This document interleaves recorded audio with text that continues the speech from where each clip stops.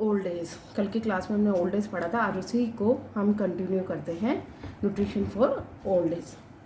हमने कल पढ़ा था ओल्ड एज क्या होती है, ओल्ड एज में क्या क्या शारीरिक परिवर्तन आते हैं और ओल्ड एज में कैसी डाइट होती है और किन किन न्यूट्रिएंट्स का हम लोग ध्यान रखते हैं। आज हम लेते हैं वृद्धावस्था में आहार नियोजन करते समय ध्यान में रखने योग्य बातें। वृद्धों के लिए आहार नियोजन करते समय यह विशेष ध्यान रखना चाहिए कि आहार आसानी से चबाने योग्य हो ताकि वृद्ध उसे अच्छी तरह से चबाकर खा सके। उनका जो भोजन है वह सुपाच्य होना चाहिए। भोजन में सभी पौष्टिक तत्व मौजूद होने चाहिए। भोजन अधिक तला भुना व मसाले युक्त नहीं होना चाहिए। नेक्स्ट, रेफीज की प्राप्ति हेतु नरम सब्जियों और फलों का प्रयोग करना चाहिए। वृद्ध की रुचि के अनुसार भोज्य पदार्थों का चुनाव करना चाहिए, जैसा उन्हें अच्छा लगे, ताकि उनका इंटरेस्ट डेवलप और वो उस भोज्य पदार्थों को ले सकें, प्रसन्नतापूर्वक उस भोजन को ले सकें। भोजन जो होता है उनका तरल, अर्ध तरल, सेमी तरल आदि होना चाहिए, जिससे वह आसानी से उसको ग्रहण कर सके, जैसे सूप, फलों का रस, खिचड़ी, दलिया आदि। आहार नियोजन करते समय कैलोरी मूल्य पर भी ध्यान देना चाहिए। न्यूट्रिटिव वैल्यू का विशेष ध्यान रखना चाहिए कि कार्बोहाइड्रेट प्रॉपर मात्रा में है, कैलोरी प्रॉपर मात्रा में है, प्रोटीन प्रॉपर मात्रा में, विटामिन, मिनरल्स, वाटर और रफेज सही मात्रा में उनके भोजन में है कि नहीं है। इस समय जो ओल्ड एज का पर्सन होता है, ओल्ड एज की स्थिति में अस्थि विकृति रोग यानी ऑस्टियोपोरोसिस हो जाता है और एनीमिया नामक रोग हो जाता है। उससे बचाव के लिए उन्हें डाइट में प्रॉपर आयरन रिच डाइट देनी चाहिए और कैल्शियम युक्त आहार देना चाहिए। कब्ज से बचाव हेतु पर्याप्त मात्रा में रेशेदार भोज्य पदार्थों का समावेश किया जाना चाहिए। भोजन बदल बदल कर दिया जाना चाहिए, जिससे उनकी रुचि बनी रहे। बासी व खुले रखे भोजन से परहेज करना चाहिए, क्योंकि इस समय जो स्टमक है वह सही ढंग से कार्य नहीं कर पाता, उसका मूवमेंट इतना अच्छा नहीं होता, तो भोजन चबाने व निगलने में दिक्कत होती है और शरीर सही ढंग से कार्य नहीं करता। इसलिए उन्हें भोजन खुला रखा हुआ या बासी भोजन नहीं देना चाहिए। प्रोटीन की प्राप्ति हेतु आहार में पर्याप्त मात्रा में प्राणिज भोज्य पदार्थ होने चाहिए, या फिर अगर वेजिटेरियन तो पर्याप्त मात्रा में दालें वगैरह उनकी, उसमें सोयाबीन दालों का प्रयोग करना चाहिए। जो आहार दिया जा रहा है ओल्ड व्यक्ति को, उसमें पर्याप्त मात्रा के अंदर वाटर का सेवन भी होना चाहिए, पर्याप्त मात्रा में पानी का सेवन करना चाहिए। नेक्स्ट आता है विटामिन सी की पूर्ति हेतु आहार में नींबू, संतरा, अमरूद, आंवला तथा अन्य खट्टे फलों का समायोजन किया जाना चाहिए। ये तो हुई कि हम जब आहार नियोजन करते हैं तो हमें किन किन बातों का विशेष ध्यान रखना चाहिए। इन सब बातों का, ये जो हमने ऊपर अभी बातें पढ़ी थी, इन सब बातों का विशेष ध्यान रखकर ही ओल्ड व्यक्ति का आहार बनाना चाहिए, ओल्ड एज के व्यक्ति का आहार बनाना चाहिए, जिससे वे स्वस्थ रह सके और भोजन को रुचिपूर्ण ढंग से खा सके। इसके बाद आता है वृद्ध व्यक्तियों के आहार में क्या कंपोजिशन हमें रखना चाहिए। वृद्ध व्यक्ति का फूड कंपोजिशन क्या होना चाहिए।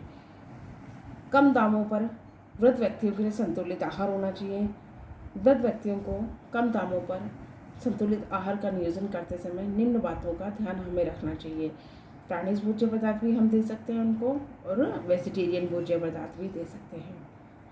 सेकंड आता है मध्यम दामों पर इस तरह का भोजन करते समय दाल, अंडे, मांस, मछली आदि का रखना चाहिए, आदि का सेवन करना चाहिए। न तो इसकी मात्रा भोजन में अधिक होनी चाहिए, न ही इसकी मात्रा कम होनी चाहिए, ताकि उनका कंपोजिशन बॉडी में बना रहे। और मौसमी फलों का भी सेवन करना चाहिए, सब्जियों और फलों का सेवन करना चाहिए, क्योंकि न तो ये अधिक महंगी होती है, जिसके कारण हर इनकम ग्रुप का व्यक्ति इनका यूज़ कर सकता है, इनका भोग कर सकता है।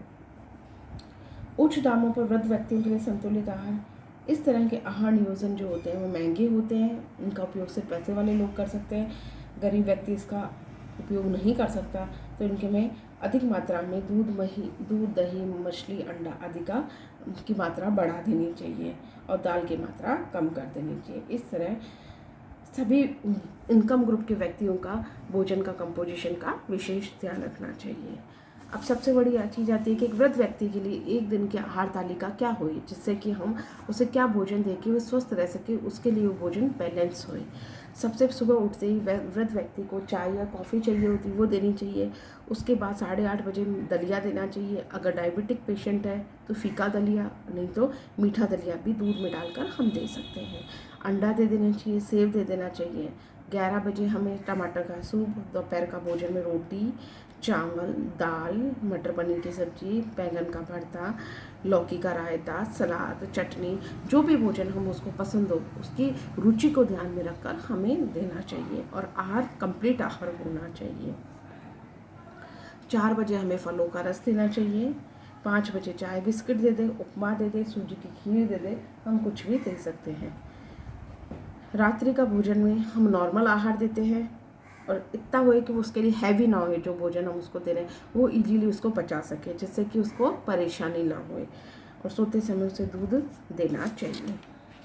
ये तो हुआ हमारा एक दिन की आहार तालिका ओल्ड एज के लिए क्या होनी चाहिए। एक बार हम दोबारा से इसको कंटिन्यू कर लेते हैं कि हमने सब ओल्ड एज आज कंप्लीट होता है और हमें न्यूट्रिशन फॉर ओल्ड एज हमारा कंप्लीट होता है। इसमें सबसे इम्पॉर्टेंट चीज़ जो हमने पढ़ी थी, ओल्ड एज होती कौन सी है, ओल्ड एज क्या होती है। दूसरी चीज़ आती है ओल्ड एज के लिए शारीरिक क्या क्या परिवर्तन आते हैं। तो इसमें हम इसको कंपाइल कर रहे हैं। इसमें हमने 10-12 पॉइंट पढ़े थे, जिससे कि जो शारीरिक परिवर्तन ओल्ड व्यक्ति के अंदर देखे जाते हैं। आधारीय चयापचय की दर, अंतर्स्रावी ग्रंथि से कम मात्रा में हार्मोन्स का श्रावण, नाड़ी संस्थान में परिवर्तन, स्वभाव में परिवर्तन, कंकाल तंत्र दांतों में परिवर्तन। नेक्स्ट हम देखते हैं पाचन अंगों में परिवर्तन, हृदय एवं रक्त परिसंचरण तंत्र में परिवर्तन, त्वचा में परिवर्तन, उत्सर्जी अंगों में परिवर्तन, सक्रिय तंतुओं की संख्या में कमी, संयोजी तंतुओं का कठोर होना, रोग प्रतिरोधक क्षमता शरीर की कम होना। फिर हमने पढ़ा इसका डाइटरी मैनेजमेंट में सबसे पहले हमने देखा कि कैलोरी कितनी मात्रा में हमें देनी चाहिए, प्रोटीन हमें कितना देना चाहिए, फैट हमें कितना देना चाहिए, कैल्शियम हमें कितना देना चाहिए, आयरन हमें कितना देना चाहिए, विटामिन हमें कितना, विटामिन बी कितना देना चाहिए, विटामिन सी और विटामिन डी। और लास्ट में हम देखते हैं वाटर कितना अमाउंट में हमारे वृद्ध व्यक्ति के शरीर में होना चाहिए और रेशा रफेज की कितनी मात्रा हमारे शरीर में होनी चाहिए। इसके बाद हमने देखा कि वृद्ध व्यक्ति को आहार नियोजन करते समय हमें किन किन बातों को ध्यान रखना चाहिए। हमने इसमें 10-15 बातें पढ़ी कि इन चीज़ों का हमें विशेष ध्यान रखना चाहिए वृद्ध व्यक्ति के आहार नियोजन करते समय, क्योंकि वो उसको रुचि के ढंग से ले सके और अच्छे से उसे चबाकर खा सके, प्रसन्नतापूर्वक उस भोजन को ग्रहण कर सके।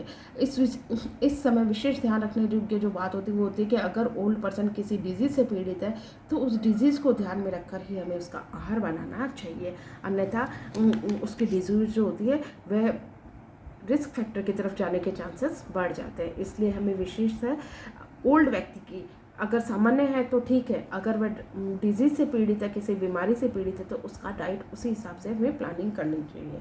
फिर अतः वृद्ध व्यक्तियों का आहार संगठन हमें ये ध्यान रखना चाहिए कि मध्य वर्गीय परिवार में कैसा आहार लें, उच्च वर्गीय परिवार में कैसा आहार लें और उच्च वर्ग निम्न वर्ग में कैसा आहार लें। और उसके बाद हमने लास्ट में लिया कि एक दिन की आहार तालिका जो वृद्ध व्यक्ति को दी जाती है।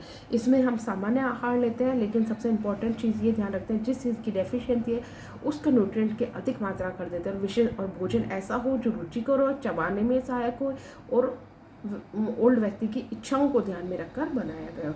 ये तो हमारा न्यूट्रिशन फॉर ओल्ड एज आज समाप्त होता है। कल की क्लास में हम कोई नया टॉपिक लेके फिर आएंगे।